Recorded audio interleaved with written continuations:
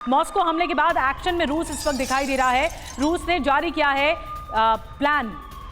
जरिया प्लान जारी किया है। सभी सुरक्षा बलों को ड्यूटी पर आने को कहा गया है। 1 घंटे के अंदर ड्यूटी पर आने का आदेश दिया गया है। रूस ने स्टेट ऑफ वॉर घोषित किया है कि ये स्टेट ऑफ वॉर की स्थिति है इस वक्त रूस के भीतर, और एक ऐसा युद्ध जो कि रूस लड़ रहा है, इसीलिए सभी सुरक्षा बल छुट्टी से वापस लौट आए। 1 घंटे के अंदर ड्यूटी पर आने का आदेश दिया गया है।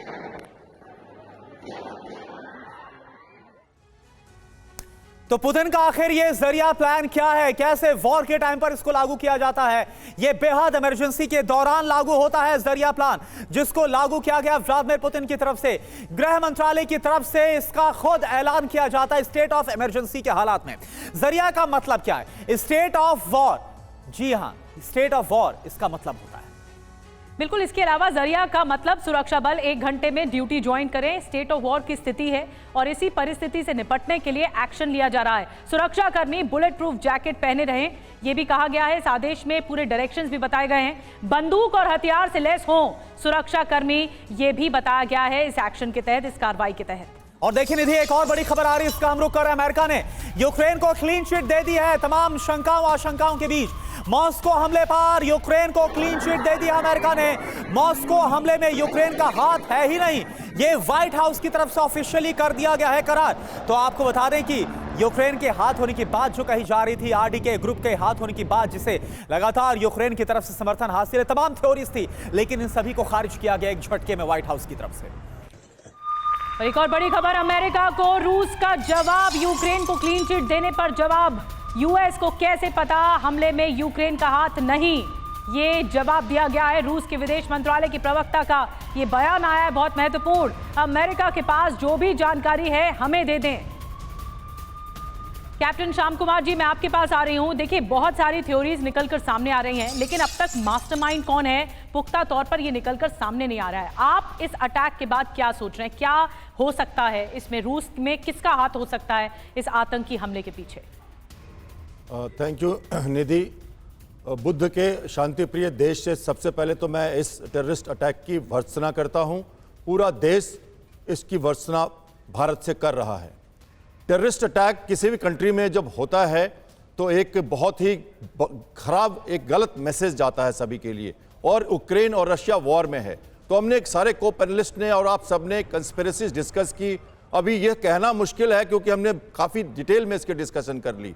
ये बात एफएसबी करेगी और इंटरनल सिक्योरिटी सिचुएशन के जो मिनिस्ट्री है वो पूरी तरह से जरिया अलर्ट करके अपनी काम कर रही है। ये समय एक शांति का समय है। सीआईए हो या एफएसबी हो, केजीबी हो या भारत के लोग हों या पाकिस्तान हो, इराक, सीरिया, जहां भी ये आईएसआईएस का प्रभुत्व है, चाहे वो विलायत बोले, वो खोरसाम बोले, अलग अलग नाम से जाने जाएं, हमें विश्व लेवल पे मैं इसको देखता हूं। किसी भी थ्योरी से अटैक हुआ हो, कई बार हुआ हो, लेकिन अब ये हो रहा है तो एक नया प्लेटफॉर्म बनता है। मैं ये देखता हूं कि आज ग्लोबल साउथ में भारत की लीडरशिप के साथ या यूरोपियन कंट्रीज, चाहे वो अमेरिका हो, फ्रांस हो, ब्रिटेन हो, सब भर्त्सना कर रहे हैं, मगर उनको एक प्लेटफॉर्म पे आना चाहिए और ऐसे लोगों से निपटना चाहिए, उनको खात्मा करना चाहिए, चाहे वो हमास हो, हिजबुल्लाह हो, या वो ये यमन के हूती हो, आईएसआईएस हो, अल कायदा हो, इन सब के पीछे हमें पढ़ना पड़ेगा, इनको निस्तनाबूद करना पड़ेगा।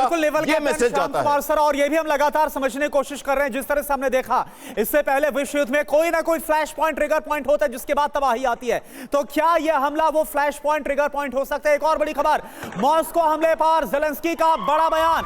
हमले में यूक्रेन का हाथ नहीं, ये ज़ेलेंस्की की तरफ से कहा गया है। तो मॉस्को हमले पर अब ये खुद यूक्रेन के राष्ट्रपति दावा कर रहे हैं कि देखिए, हमारा इसमें कोई लेना देना नहीं है, हमारा इसमें कोई हाथ नहीं है।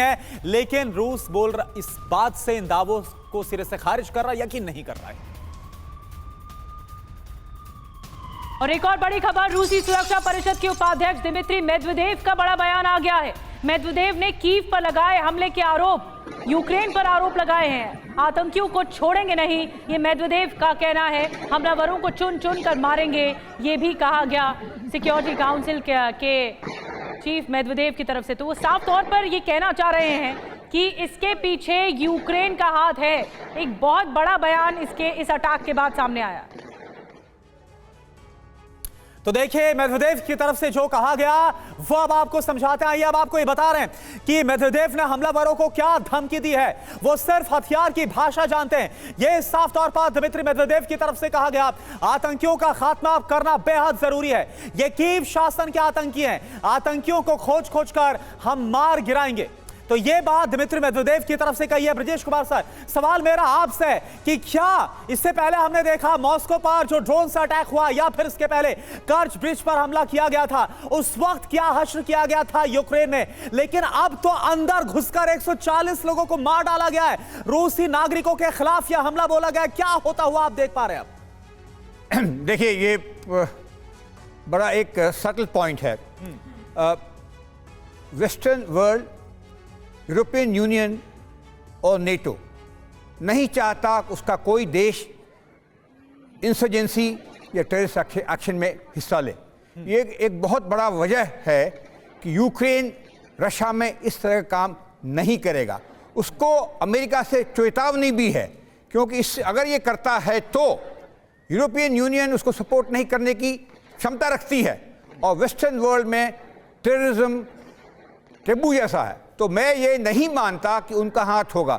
उनके साथ वैसे ही लड़ाई चल रही है और 3 साल से चल रही है। और उन्होंने जो कदम उठाया था उनके पेट्रोकेमिकल्स प्लांट पे हमला करने का वेस्टर्न यूरोप में पिछले करीब 2-3 हफ्तों से, उसके ऊपर में भी अमेरिका का खुला बयान है, ये मत कीजिए, क्योंकि ये आप करेंगे तो सप्लाई चेन पेट्रोलियम के ऊपर डिस्ट्रप्शन होगा, पेट्रोलियम प्राइसेस का दाम बढ़ेगा, अर्थव्यवस्था में असर पड़ेगा। ऐसा तो और नहीं हमारा सर कि दुनिया को दिखाने के लिए कुछ और अंदर खाने कुछ और किया जा रहा है। ये तो हमेशा ही होता है। और चूंकि ये हम सिर्फ 12 या 13 घंटे ही गुजरे हैं जब से ये हादसा हुआ है, थोड़ा समय देना आवश्यक होगा ताकि हम उसके पहलू को और समय समझ के साथ ही सकें। चीजें क्लियर हो पाएंगी, कुछ किसी निष्कर्ष पर पहुंचा जा सकेगा कि इस अटैक के पीछे कौन था या फिर किस तरह की कॉन्स्पिरेसी रची जा रही थी।